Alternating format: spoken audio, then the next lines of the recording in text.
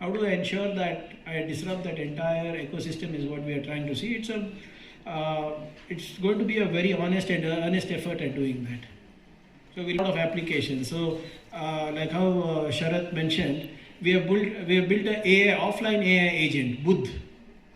So the AI agent will answer any queries almost real time with respect to syllabus.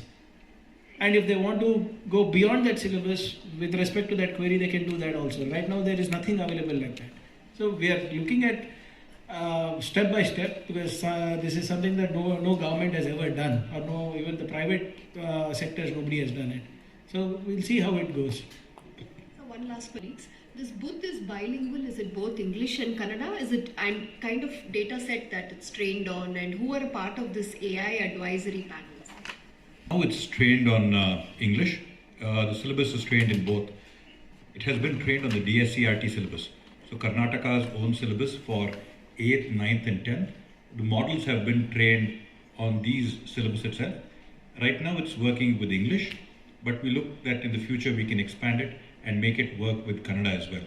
So throughout the whole development, we worked with, as sir was saying, with industry, with semiconductor manufacturers, with startups, and with people from academia and researchers who are working with RISC-V, who are working with various microsystems, and it could be ARM, it could be x86 Intel.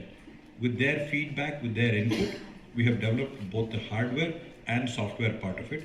So even the AI training has been done with industry experts, academic experts for training the model for deployment. See, there are even Akash tablets was released, even Simputer, if you remember. Simple computer by Indian Institute of Science.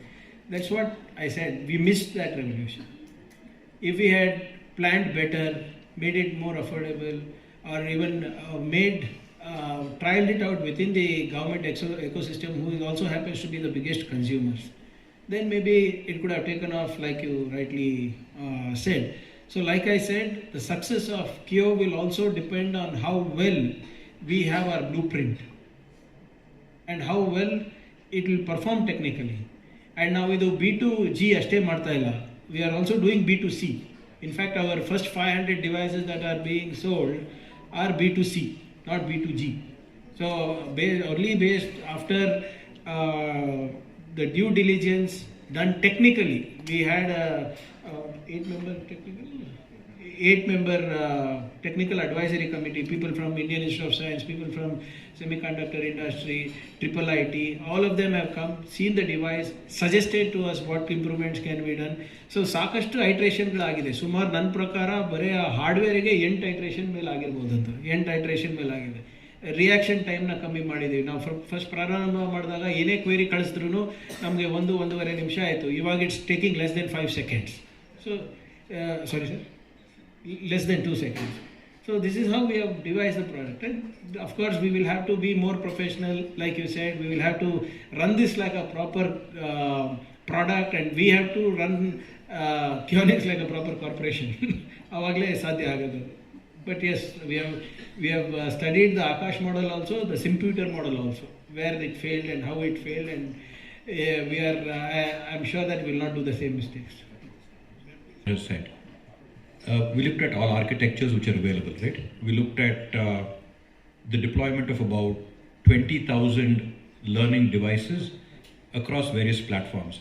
It could be an Intel-based Microsoft system. It could be an Apple-based system. It could be an Android-based ARM system. So we looked at the deployment of about 20,000 such instances. And one consistent factor which we saw was that the planned obsolescence which is being used turns out to be a very big limiting factor across the lifetime of a product. This was the main reason for us to go towards an open source architecture. So it wasn't that we ad hoc chose it. We chose it because it gives the longest lifetime for a product.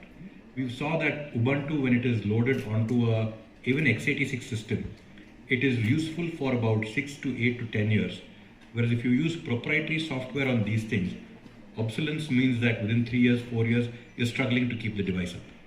So yes, there have been plenty of learnings. We have looked at various areas in which we could have gone. Like you said, I could have done an x86 chip. There was no reason for me to go risk, but there was a thought process behind why we said risk, because it's open source. We could have put Android on top of it, but we went with Ubuntu for a reason. So there have been plenty of learnings across about 20,000 devices deployed across various situations we've taken learnings from.